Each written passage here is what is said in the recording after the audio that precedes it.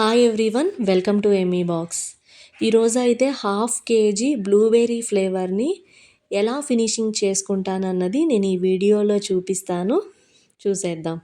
First అయితే cake sponge అనేది prepare చేసుకున్నాను. చూస్తున్నారు కదా, ఎగ్తో ప్రిపేర్ చేశాను దీన్ని. ఎంత స్పాంజ్ అండ్ ప్లఫీగా ఉందో చూస్తున్నారు కదా.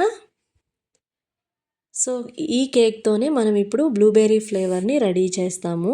బ్లూబెర్రీ ఎసెన్స్ అనేది యాడ్ చేసుకొని నేను ఈ కేక్ స్పాంజ్ అనేది ప్రిపేర్ చేశాను. ఎవరన్నా చూడకపోతే నేను ఆల్రెడీ స్పాంజ్ కేక్ ఎగ్ది షేర్ చేశాను.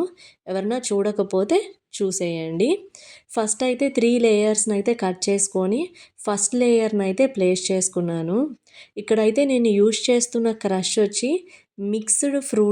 Mixed blueberry fruit crush. So అక్కడక్కడ క్రష్తో పాటు ఫ్రూట్ పీసెస్ అనేవి కూడా ఉంటాయి.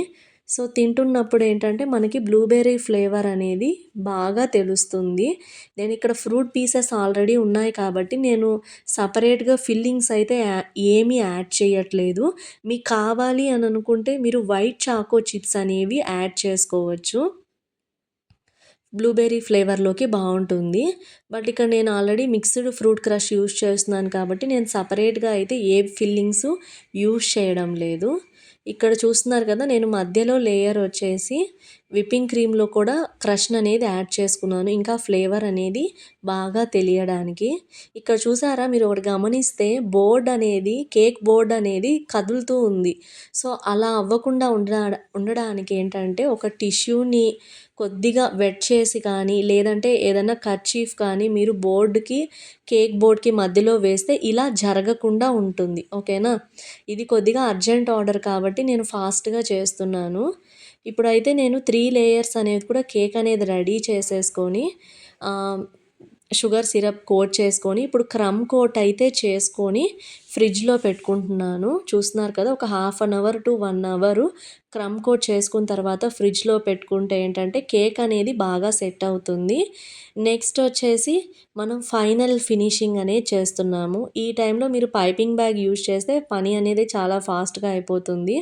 నేనైతే ఇక్కడైతే పైపింగ్ బ్యాగ్ ఏమీ యూజ్ చేయట్లేదు. ఫైనల్ ఫినిషింగ్ కాబట్టి నేను క్రీమ్ అనేది ఎక్కువ తీసుకుంటున్నాను. ఏం పర్లేదు, మళ్ళీ మనం స్క్రాపర్తో ఎక్స్ట్రా క్రీమ్ ఏదైతే ఉందో అది స్క్రాప్ చేసేయచ్చు. ఓకేనా. నేనైతే ఇక్కడ ఎక్స్ట్రా క్రీమ్ అనేది తీసుకుంటూ కొద్దిగా కేక్ అనేది ఎక్కడా కనిపించకుండా నీట్గా ఫినిషింగ్ అనేది చేసుకుంటున్నాను గైస్. ఇది కస్టమరే రిఫరెన్స్ పిక్చర్ షేర్ చేశారు. బట్ కస్టమర్ రిక్వైర్మెంట్ ఏంటంటే ఎక్కువ ఆర్టిఫిషియల్ కలర్స్ ఏమీ యూజ్ చేయొద్దు, కలర్స్ ఎడిబుల్ స్ప్రింకిల్స్ కూడా వద్దని చెప్పారు. సో ఒక రిఫరెన్స్ పిక్చర్ పెట్టారు. బట్ ఆ రిఫరెన్స్ పిక్చర్లో ఏంటంటే జెల్తో ఫినిషింగ్ చేస్తున్నారు. సో అలాంటిది ఏమీ వద్దని చెప్పారు. కస్టమరే ఓన్గా ఒకటి చెప్పారనమాట. సో దానికి తగ్గట్లుగానే నేను కొద్దిగా బ్లూబెర్రీ క్రష్ని పైపింగ్ బ్యాగ్లో ఒక సైడ్ తీసుకొని కలర్ ఏం యాడ్ చేయకుండా ఆ కలరే అనమాట. సో అందుకనే మీకు అలాగ అనిపిస్తుంది. విప్పింగ్ క్రీమ్లో కలిపి కొద్దిగా నేను ఇలా రోసెట్స్ అనేవి ఇచ్చేసుకొని పైన బ్లూబెర్రీ మిక్స్డ్ ఫ్రూట్ క్రషే కొద్దిగా స్పూన్తో తీసుకొని పైన అంతా కూడా నేను ఆ క్రష్నే కూడా ఫిల్లింగ్గా వేశాను. చూసేయండి. కింద కూడా ప్లెయిన్గా అనిపించింది. కింద కూడా రోసెట్స్ అనేవి ఇచ్చేసాను. ఎలా చెప్పారో అలా అయితే చేశాను. But without colours and without edible ఏమీ లేకుండా, జెల్స్ ఏమి యూజ్ చేయకుండా. సో కస్టమర్ ఎలా అయితే నాకు చెప్పారో సో కేక్నైతే నేను అలానే ఫినిష్ చేసుకున్నాను. సైడ్స్ని కూడా నేను రోసెట్స్ అనేవి ఇచ్చేసుకున్నాను. ఇది కూడా మొత్తం నేను 2D నాజిల్తో ఈ రోసెట్స్ అనేవి ఇచ్చేసాను. సో సరిగ్గా రావట్లేదు, ఎందుకంటే మనం యూజ్ చేసింది క్రష్లో కూడా మిక్స్డ్ క్రష్ కాబట్టి అక్కడక్కడ ఫ్రూట్స్ అనేవి వచ్చేస్తున్నాయి అన్నమాట. సో దాన్ని కొద్దిగా తీసుకుంటూ తర్వాత నేను రోసెట్స్ అనేవి సైడ్ బార్డర్ అనేది ఇచ్చేసుకున్నాను. ఇక్కడ చిన్న కేక్స్కి ఇట్లా సైడ్ బార్డర్ ఇస్తే ఏంటంటే ఇంకా కేక్ అనేది లుక్ అనేది ఇంకా ఎన్హాన్స్ అవుతుంది. సో ఇలా నేను సైడ్ అంతా కూడా ఫినిషింగ్ అనేది ఇచ్చేసుకున్న తర్వాత కొద్దిగా క్రష్ని తీసుకొని మిక్స్ చేసుకొని పైన కూడా వేశాను. చూపిస్తాను చూసేయండి.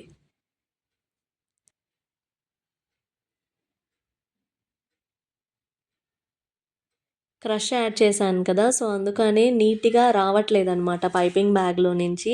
విప్పింగ్ క్రీమ్ అనేది అక్కడక్కడ స్ట్రక్ అయిపోతుంది. సో, అదే ఇష్యూ. లేకపోతే క్రీమ్ అనేది చాలా సాఫ్ట్‌గా ఉంది. సో, ఇలా అయితే నేను కేక్ అయితే ఫినిష్ చేసుకున్నాను. ఇప్పుడు పైన వచ్చేసి బ్లూబెర్రీ క్రష్‌ని యాడ్ చేయమని చెప్పారు. పర్టిక్యులర్‌గా చెప్పారనమాట. పైన కంపల్సరీ క్రషే కావాలి అని.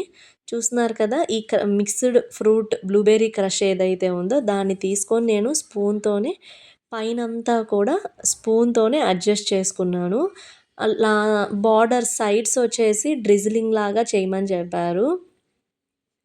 సో, కస్టమర్ ఎలా అయితే కావాలని చెప్పారో సో, అలానే చేశాను. ఇప్పటిదాకా నేనెప్పుడూ ఇట్లా క్రష్‌నయితే పైనయితే యాడ్ చేయలేదు. ఇదే ఫస్ట్ టైమ్ అనమాట.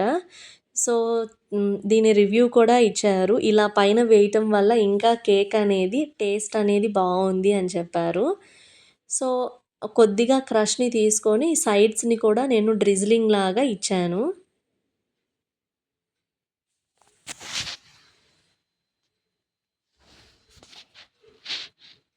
ఇలా ఇచ్చేటప్పుడు ఏంటంటే, ఒక హాఫ్ అన్ అవర్ టు ఫ్రిడ్జ్‌లో పెట్టుకుంటే క్రీమ్ అనేది సెట్ అవుతుంది కాబట్టి, మనం క్రష్ చేస్తున్నప్పుడు మళ్ళీ క్రీమ్ కూడా క్రీమ్ అనేది ఏమి డిస్టర్బ్ అవ్వదు. సో, నేను వెంటనే వేసేస్తున్నాను కాబట్టి, క్రీమ్ అనేది కూడా వచ్చేస్తుంది. సో, అదొక్కటి మీరు చూసుకోండి.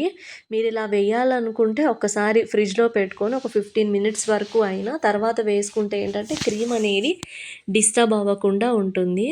సో, ఇలా నేను సైడ్స్ అంతా కూడా ఆహ్, ఆ క్రష్‌నే తీసుకొని డ్రిజ్లింగ్ లాగా ఇచ్చేసుకున్నాను.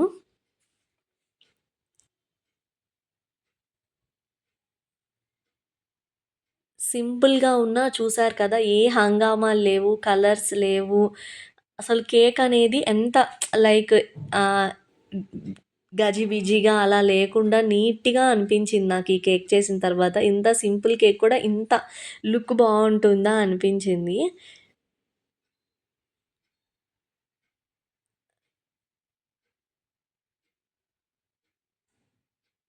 ఇలా నేను క్రష్‌తోనే పైన డిజైన్ కూడా వేసేసుకున్నాను. చూస్తున్నారు కదా! కేక్ అయితే ఫినిష్ అయిపోయింది. కొద్దిగా దీన్ని ఒక half an hour to 1 hour to 2 hours బాగా ఎందుకంటే కూల్ కేక్ కాబట్టి ఫ్రిడ్జ్‌లో పెట్టుకోవాలి. అప్పుడే క్రీమ్ అనేది బావుంటుందనమాట టేస్ట్ గూడా. డీప్ ఫ్రిడ్జ్‌లో పెట్టుకోవచ్చా అని అడుగుతున్నారు. వద్దండి డీప్ ఫ్రిడ్జ్‌లో పెట్టాల్సిన అవసరం లేదు. మామూలు ఫ్రిడ్జ్‌లోనే పెట్టుకోండి. ఓకేనా? చూస్తున్నారు కదా! పక్కన కూడా తీసేసి నేను అదే క్రష్‌నే యాడ్ చేసేసాను. That's it for today guys. ఈ కేక్ మీకెలా అనిపించిందో కామెంట్ చేయండి. That's it for today guys. Thank you all.